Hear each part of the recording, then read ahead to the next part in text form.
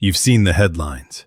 You've read the health blogs telling you that a square of dark chocolate a day keeps the doctor away. It's full of antioxidants. It's good for your heart. It's practically a superfood, right? Wrong. Because while you were looking for health benefits, the industry was hiding something much darker. As of 2026, the $140 billion chocolate industry is facing a reckoning. We aren't just talking about a little bit of extra sugar. We're talking about lead. We're talking about cadmium. We're talking about a massive FDA fraud investigation launched in February 2025 that suggests the premium chocolate you're paying extra for might not even be chocolate at all. If you're shopping at Whole Foods, Kroger, or even Amazon, you are likely walking right into a trap. Brands that have been household names for decades are now being labeled as bad eggs by global watchdog groups. They aren't just failing our health. They're failing the 1.5 million children still trapped in hazardous labor conditions to produce your sweet treat. In fact, the 2025 investigative reports suggest that the darker your chocolate, the higher the risk. It's the ultimate irony. The people trying to be the healthiest, the ones reaching for 85% or 90% cacao, are the ones being hit with the highest doses of neurotoxins. Today, we are going beyond the wrapper. I've analyzed the latest 2025 Chocolate Scorecard, the newest Consumer Reports toxicity data, and the leaked details of the 2025 FDA Adulteration report. I'm going to show you the 10 brands you need to leave on the shelf immediately, and the 3 brands that are actually worth your money. We're pulling back the curtain on the big cocoa machine. Let's get into it. If you want to support the channel, please subscribe and ring the bell. To understand why your chocolate is fake, we have to look at how we got here. Chocolate wasn't always a cheap checkout aisle snack. For centuries, it was a luxury, a drink of the gods made from pure cacao beans. But in the 20th century, Big Chocolate realized they could make a lot more money if they stopped selling you cacao and started selling you chemistry. Think of it like a digital masterpiece versus a low-res photocopy. Imagine you have a high-end 4K television. The pure cacao is the raw, vivid data that makes the image sharp. Now, imagine a company takes that data, deletes 70% of it to save storage space, and then uses a filter to make it look like it's still 4K. That's exactly what's happening in your chocolate bar. They strip out the expensive cocoa butter, the stuff that actually melts at body temperature and carries the nutrients, and replace it with cheap vegetable oils, palm oil, and fillers. They then add alkalizing agents to turn the bitter sludge into a dark, rich-looking color to fool you into thinking it's high-percentage dark chocolate. But the fraud isn't just in the ingredients, it's in the origin. The 2025 FDA investigation revealed a surge in adulterated cocoa solids. In an effort to keep prices low, while cocoa bean prices hit record highs, some suppliers have been caught mixing ground-up cocoa shells and non-cocoa plant matter back into the mix. You aren't eating chocolate. You're eating chocolate-flavored industrial byproducts. This matters because cocoa butter is where the magic happens. It's a unique fat that contains high levels of stearic acid, which doesn't raise your LDL cholesterol. When they swap that for hydrogenated palm oil, they aren't just saving money. They are actively stripping away the cardiovascular benefits you bought the chocolate for in the first place. And then, there's the toxic kicker. Most of us switched to dark chocolate because we thought it was safer. But because these companies are sourcing from soil contaminated by industrial runoff and using old, lead-soldered machinery in the drying process, your healthy snack has become a delivery system for neurotoxins. In 2025, we learned that the contamination isn't just in the ground. It happens during the drying phase. Cacao beans are often laid out on the side of busy roads in developing nations, where they soak up lead-filled dust from passing trucks. Big brands know this. They've known it for years. But changing the drying process costs money. And in the world of industrial chocolate, profit is the only ingredient that never gets substituted. Now, before we start blacklisting every brand in your pantry, let's look at this from the industry's perspective. If you ask a spokesperson from Hershey's or Mondelez about lead or cadmium, they'll tell you that they aren't adding these metals to the chocolate. And they're right. Cacao plants are bioaccumulators. They naturally pull minerals from the soil. If the soil has cadmium, the bean has cadmium. Furthermore, recent 2025 research from Tulane University suggests that for most healthy adults, an ounce of dark chocolate a day isn't going to send you to the emergency room. They argue that the minerals in chocolate, like magnesium and selenium, actually help block the absorption of these heavy metals. From the manufacturer's point of view, they are following international safety standards, and groups like Consumer Reports are simply using California Prop 65 levels, which is significantly stricter than the federal FDA limits. They argue that calling chocolate toxic is like calling a swimming pool deadly, because someone could technically drown in it. It's about the dose, not just the presence. But here's the problem with that steelman defense. It ignores the cumulative effect. While one bar might not hurt you, the industry's lack of transparency makes it impossible for you to know your total exposure. To understand how these companies test for safety, think of your body like a high-security bank vault. Imagine this vault has a very sophisticated filtration system for its air and water. Every day, a tiny, microscopic amount of dust, the heavy metals, enters through the vents. The security guards, your kidneys and liver, are great at sweeping up most of it.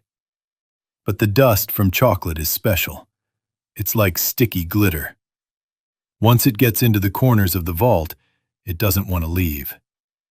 Now, the chocolate companies are like the maintenance crew. They say, "Look, we only let in 0.5 micrograms of glitter today. The vault is fine." But they aren't accounting for the fact that you also got glitter from your tap water, your protein powder, and the soil in your garden. Over 10 years, that tiny bit of glitter builds up until the vault's gears start grinding to a halt. When these brands say their levels are safe, they are only looking at the single transaction, not the total balance of the account. They are essentially telling you the bank isn't being robbed while the floor is slowly being covered in sand that will eventually jam the doors shut. Let's name names. Based on the 2025 Chocolate Scorecard and recent laboratory testing, here are the brands you should avoid. 1. Mondelez, Cadbury, Toblerone, Green and Blacks. In 2025, Mondelez was officially awarded the Bad Egg Award. Why? Because they completely refused to participate in the Transparency Scorecard. When a multi-billion-dollar company refuses to show where their beans come from, it's a massive red flag. 2. Perugina, 85% premium dark. This is perhaps the most shocking. Recent tests showed this bar contained a staggering 539% of the daily lead limit. If you are eating this for your health, you are doing the exact opposite. That isn't a trace amount. That's a contamination issue. 3. Sam's Club, Members Mark 72%. Flagged for containing 118% of the daily cadmium limit. Cadmium is particularly nasty because it stays in your kidneys for decades. If you're buying in bulk, you're potentially ingesting bulk toxins. 4. Lindt and Sprüngli. Despite their premium branding, Lindt has consistently scored in the bottom tier. Their Excellence line has been a repeat offender in Consumer Reports lead testing. They market smoothness, but that smoothness often comes from high-heat processing that strips the actual nutrients away. 5. Hershey's.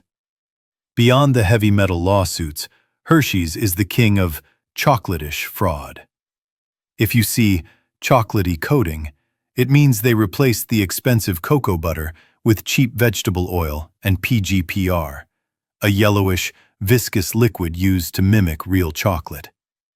You're paying for a chemical illusion. 6. Alter Eco, classic blackout. This one hurts because they brand themselves as eco-friendly. But in recent rounds of testing, their high cacao bars have repeatedly spiked for cadmium. It's a reminder that organic does not mean heavy metal-free. It's not all bad news. There are companies proving that you can make clean, ethical chocolate that actually tastes better. These are the brands that didn't just pass the 2025-2026 tests, they set the curve. 1. Tony's Chocolonely, the good egg winner. Tony's is the gold standard for 2026. If you've ever opened a bar of Tony's, you noticed the pieces are shaped unevenly. That's not a design quirk. It's a visual representation of the inequality in the cocoa industry. They don't just claim to be ethical. They use a bean-to-bar tracking system that ensures every farmer is paid a living wage. By using their 5 sourcing principles, they've managed to virtually eliminate illegal child labor from their supply chain. They are actually making an effort to decouple from the big cocoa exchange prices, which are often manipulated by global traders to ensure long-term sustainability. 2. Ritter Sport, a surprise leader in the 2025 scorecard. While they are a massive company, they've done something the giants refused to do. They bought their own land. Their El Cacao plantation in Nicaragua is a blueprint for the future. By owning the plantation, they control the soil quality and the drying process, which, as we discussed, is where most lead contamination occurs. They've achieved incredible scores in pesticide reduction and reforestation, proving that mass market doesn't have to mean toxic. They produce their chocolate at the source in Madagascar. This is a game changer. Most companies ship raw beans across the ocean in dirty shipping containers where they can pick up contaminants. Beyond Good processes the beans where they grow. This keeps the profits in the local community, increasing farmer income by up to 5 times, and maintains a much tighter grip on the drying process. Their chocolate is naturally low in cadmium because the volcanic soil in Madagascar lacks the heavy metals found in Latin American soil. 4. Rocca Chocolate. If you want the health benefits, go for Rocca. They use unroasted cacao. Most brands roast the beans at high temperatures to hide the flavor of low-quality beans, which kills the antioxidants. Rocca keeps it raw and tests every single batch for heavy metals.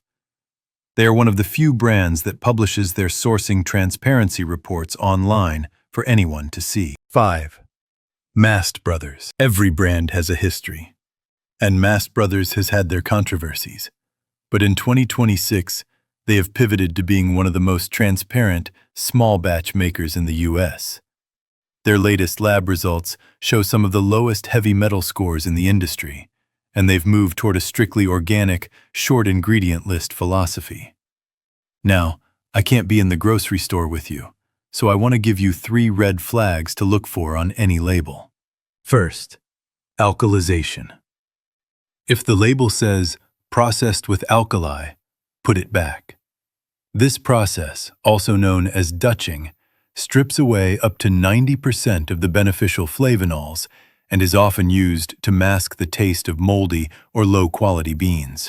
Second, the emulsifier check. If you see PGPR or vanillin, which is a synthetic vanilla made from wood pulp or petrochemicals, you aren't buying premium chocolate. You're buying a highly processed food product designed to have an infinite shelf life at the expense of your gut health. Third, the origin. If the label just says cocoa beans without specifying a country, it's a mass balance blend, meaning it's a mystery mix of the cheapest beans available. Look for single origin bars from Madagascar, Ghana, specifically from fair trade cooperatives, or Nicaragua. These regions are currently leading the charge in cleaner, lower cadmium soil management. Before you leave, I want you to think about the human momentum behind that bar. For every bar of cheap chocolate, there is likely a farmer in Ghana or the Ivory Coast making less than $1.20 a day. They can't afford the very chocolate they produce. When we demand cheap, the industry responds with fraud. They cut corners on safety, they cut corners on labor, and they cut corners on your health. At the end of the day, your dollar is your vote. When you buy that $1 bar at the gas station, you're voting for a system that hides lead and exploits children. When you spend the extra $2 on a good egg brand, you're buying health and ethics. Check the links in the description for the full 2025 toxicity charts and the Chocolate Scorecard. And do me a favor, turn over the chocolate bar in your pantry right now. Does it say alkali or PGPR?